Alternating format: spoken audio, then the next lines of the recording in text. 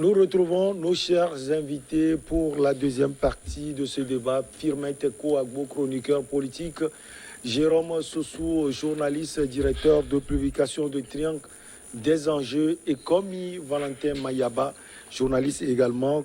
Il est directeur de publication de Le Symposium. On parlait du Burkina Faso, on va toujours parler du Burkina Faso. Des manifestants brandissent les drapeaux maliens et russes, mais bien avant, Jérôme voulait ajouter quelque chose par rapport au développement. Bien sûr, mais lorsque Firmin disait que le peuple burkinabé s'est trompé en applaudissant des deux mains et la junte qui vient de prendre le pouvoir, je ne suis pas totalement d'accord avec lui.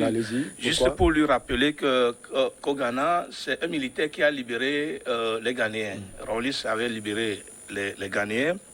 On a vu certains côtés aussi. Même la France a été libérée par Général de Gaulle, qui est un militaire. Au Bénin, d'un côté, c'est Mathieu Kérékou qui avait libéré le peuple béninois. Mais ça, c'est avant. Hein. Mais justement, je donne des exemples. Ouais. Je donne juste des exemples. Et puis, les exemples sont légion.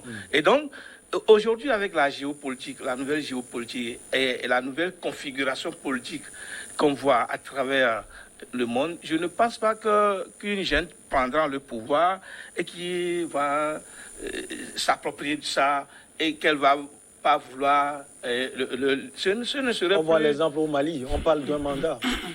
Oui, on voit l'exemple... On voit l'exemple en Guinée, on n'a même pas encore déterminé la durée Non, mais il y a des problèmes même internes. Il y a des problèmes internes à ces pays-là. C'est le même problème que le Burkina a. C'est-à-dire qu'avec ces terroristes, ces djihadistes qui continuent quand même d'assiéger les territoires là, il va falloir qu'on prenne le temps. Comme le disait entre-temps Mayaba, en donnant l'exemple assez simple par rapport au port de casque. Il faudrait qu'on crève l'accès. Il faudrait qu'on trouve des solutions définitives par rapport à... Aujourd'hui, on demande à la junte malienne de faire des élections. J'ai toujours posé la question de savoir si les élections ont réglé un problème dans ce pays-là. Les élections ont toujours été plutôt des moments les plus difficiles. Les plus difficiles. Quelquefois.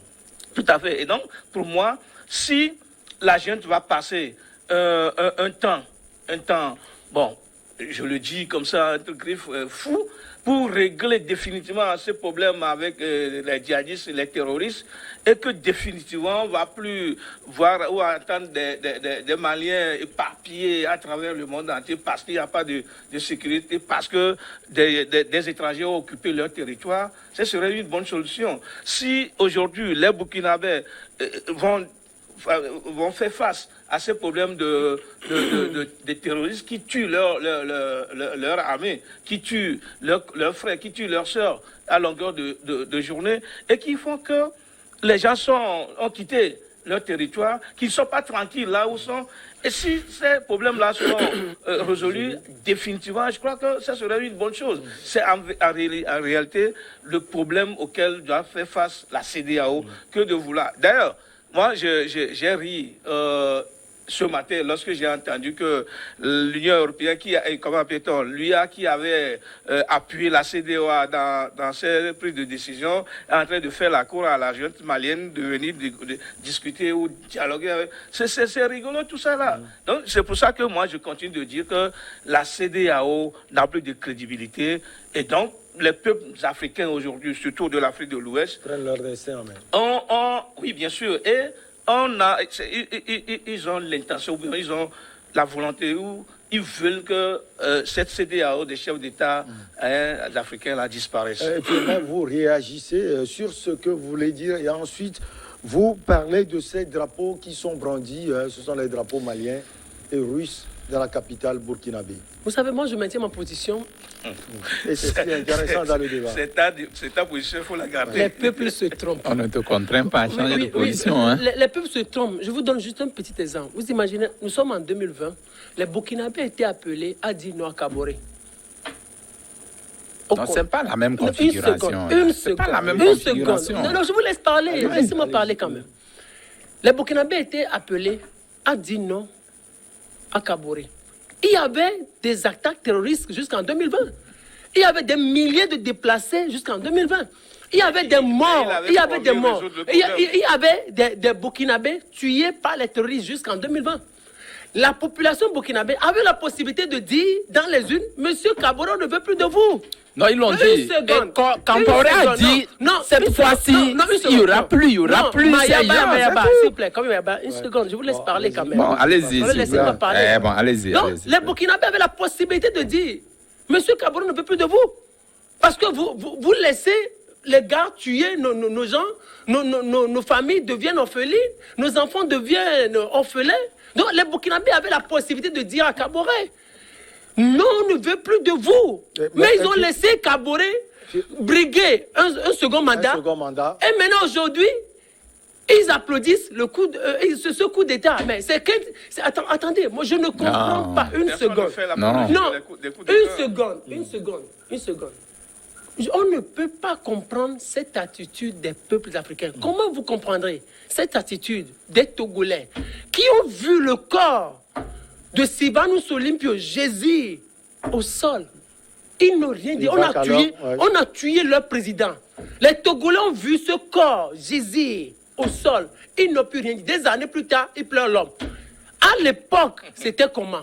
Donc ça veut dire, moi je dis simplement que quand vous suivez un peu le déroulé du monde, quand vous suivez le déroulé des élections, on va voir ce chef d'État, il est à 60% aujourd'hui. Quelques années, ou 2 ans, 3 ans, ou 1 an après, on dit dans les sondages, il est à 30%. Ça veut dire le peuple se trompe. Moi, ce n'est pas parce que... Ça dépend aussi des élections, Firmin Tekouabo, parce que quelquefois, parlant des élections au Burkina Faso, les résultats, certains diront également... Edi Komboigo dira, est-ce que ce sont les vrais résultats? Ce sont les vrais résultats. Nous sommes en France en 2007. Les Français ont porté Sarkozy au pouvoir à 53%. 5 ans après, les Français, à plus de 40%, disent on ne veut plus de Sarkozy, c'est de Roland Veut. Mais c'est parce qu'il Mais c'est la démocratie. Regardez, ça veut dire... Oui, ça veut dire simplement pas la démocratie. Non, oui, ça veut dire simplement que ceux-là n'étaient pas lucides dans leur choix. Ça veut dire ceux-là se sont trompés. Sinon, 5 ans après, ils auraient eu... Non. Une seconde. Je crois que Firmin monopolise la parole. Non, attendez. Vous parlez... On va aborder le second aspect. Non, vous parlez... Non, c'est parce que...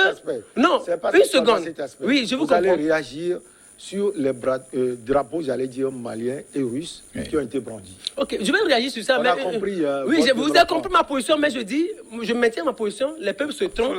Oui, je la garde. Mais quand je parle, laissez-moi parler quand même. Je sais que vous êtes très chaud, le sujet Burkina Faso vous passionne, mais ça me passionne aussi. Nous tous, vous ici. Donc, laissez-moi parler. Donc, vous savez, c'est là où vous voyez beaucoup de choses derrière le coup d'État. On a suivi entre-temps les propos de Kaboré qui faisait appel aux Russes implicitement en disant que la Russie est un partenaire de choix. Ça veut dire en réalité, Kaboré, on l'a dit ici sur cette antenne, était entre guillemets un petit anti-français. Quand il bloque le contingent français, avec tout ce dont on a parlé ici sur cette antenne. Ce sont les jeunes. Oui, ce sont les jeunes, mais c'est-à-dire, quand lui, avant que ce contingent ne passe, on devrait avoir l'autorisation du président de la République. Donc, il a laissé, sans rien dire, et après, et même à l'époque, le ministre français des Affaires étrangères avait dénoncé le silence des autorités burkinabées. Jean-Yves Le Drian. Ça, c'est déjà un point. Autre chose. Firmin ne va pas terminer. Non, autre chose. Moi, de la parole tu l'as gardé toujours. Autre chose. Quand vous voyez les Russes, quand vous voyez les jeunes brandir aujourd'hui les drapeaux russes, c'est comme je l'ai dit, c'est comme le sentiment des années 60 revient. L'esprit des années 60 revient. À l'époque, les Africains, plusieurs Africains avaient choisi ou avaient opté pour les Soviétiques à l'époque. Quand vous voyez Lumumba, ce qu'on lui reprochait, c'est parce qu'il optait pour les Soviétiques. Je ne sais pas si vous vous rappelez. À l'époque... Peut-être que si c'est qu'on l'avait laissé, il n'y aura pas de regret aujourd'hui. Peut-être qu'il n'y aurait pas de regret aujourd'hui. Mais c'est comme ce même sentiment revient. Il y a beaucoup d'Africains aujourd'hui qui ne veulent plus trop des Occidentaux, mais qui veulent choisir ou opter pour les Russes. Mais ça va être tellement difficile du moment où les Occidentaux... Surtout qu'on voit ce que les Russes font en Ukraine, par exemple. Ils ne sont pas aussi, on ne peut pas compter sur eux, vous voulez dire. Oui. Germain Sossou. Jérôme Sossou. Pardon, Jérôme, excusez-moi. Moi, je dis, j'avais dit ici que la France doit changer sa façon de faire la politique en Afrique, sa politique en Afrique. Aujourd'hui, c'est l'esprit anti-français qui se manifeste. Si hier, on a brandi le drapeau malien et russe au Mali, et que des gens, les Burkinabés, veulent qu'on transpose la même chose. C'est certain, en tout cas. Mais de toute façon, ouais. c'est ce que les Burkinabés disent. Si la même chose ou la même idée revient, par exemple, au Burkina Faso qui fait frontière au Mali. Peut-être que cet esprit anti-français va se manifester dans d'autres pays aussi. Si même aujourd'hui, des gens le manifestent intérieurement sans le brandir, peut-être que demain ou après-demain, des gens vont le brandir ou vont le manifester ouvertement. Et donc, si la France continue ou maintient toujours sa position ou comment appelle-t-on, sa politique africaine, ça ne peut pas marcher. C'est ça qui pose le problème. Parce que tous les peuples africains de la sous-région ouest, surtout francophones, ont toujours tendance à dire que c'est la France qui manipule leur chef d'État. C'est la France qui est derrière ces chefs d'État qui ne veulent pas quitter le pouvoir. C'est la France qui fait en sorte que... L'équation russe, selon vous, c'est une équation sûre? Non, moi j'ai toujours dit que les Occidentaux là ne sont pas des gens sur qui il faudrait compter à 100%. Les Russes ne sont pas arrivés au Mali pour quand même dire qu'ils sont bons enfants. Je ne le crois pas. Là pour leurs intérêts. Ils sont là pour leurs intérêts. Et donc, si les Maliens se sont trompés en applaudissant à plus de 10 doigts les Russes, tant pis pour eux. Les Russes aussi savent qu'il y a de la richesse dans le sous-sol malien. Et c'est pour ça qu'ils sont arrivés. Ils vont vouloir quand même faire ce qu'ils pouvaient faire pour aujourd'hui au Mali. Et demain, mais ils vont récolter les fruits. C'est la même chose. Que ça se passe au Burkina Faso ou dans d'autres pays de la sous-région, moi je ne crois pas que ces Yovos-là, ces Blancs-là viennent en Afrique juste parce qu'ils ont pitié de nous. Ce n'est pas vrai. Oui. Mayaba, juste 2 minutes, on marque la pause, on revient, vous reprenez la parole. D'accord. Non, je disais que par rapport au fait que les Burkinabés manifestent en brandissant le drapeau malien et russe, demandez-vous qu'est-ce que cela voudrait dire. Qu'est-ce que ça veut dire? Voilà. Ça s'est expliqué. Ils disent donc en fait, ils ont besoin des forces russes au Burkina pour sécuriser leur pays. Et c'est en cela que je porte un petit démenti par rapport à ce que Firmin disait tantôt en disant que Kaboré, c'est anti-français. Anti-français. C'est ce qu'il a dit. C'est ce qu'il a dit. Anti-français. Il dit entre guillemets. C'est pas lui qui l'a dit. Il y a d'autres analystes également. Tenez-vous bien aujourd'hui avec ce coup d'État. Je crois que la Russie, il y a le représentant russe, je crois, qui a salué le coup d'État, malgré la condamnation qui a eu lieu, je crois, par les instances internationales. Et ils ont salué. C'est un coup d'État qui a été salué. Je vous assure, je parle de la Russie. Oui, le représentant de l'armée a salué un coup d'État. J'ai cru lire ça quelque part comme ça. Donc, est-ce que ils sont en train de faire la politique? Oui, non, je viens. Ils font la politique. Justement, c'est entre-temps pour dire qu'à un moment donné, quand on parle de djihadisme dans un pays, parce que la raison fondamentale qu'on donne par rapport à l'éviction ou par rapport à ce coup d'État, c'est que Kaboré n'a pas pu répondre à cette promesse de campagne. Ouais.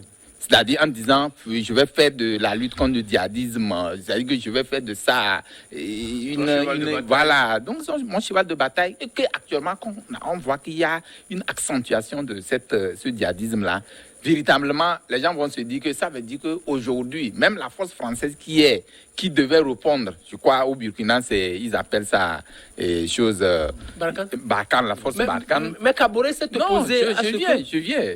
Cette force-là n'a pas été efficace par rapport à la lutte contre le djihadisme. au Burkina. Même les Burkinabés ont refusé Ils ont refusé cette force. Donc, c'est une, comment l'appelle-t-on, c'est un conflit entre les grandes puissances par rapport à la sécurisation de nos pays africains. C'est pourquoi aujourd'hui, ce qui est en train de se dessiner, vous l'avez dit, vous l'avez relevé, est-ce que la présence des forces françaises ou des forces russes ou des forces étrangères dans nos États pour nous appuyer par rapport à la sécurisation est une panacée pour nos problèmes de On va djihadisme? essayer de répondre à cette question juste après la pause.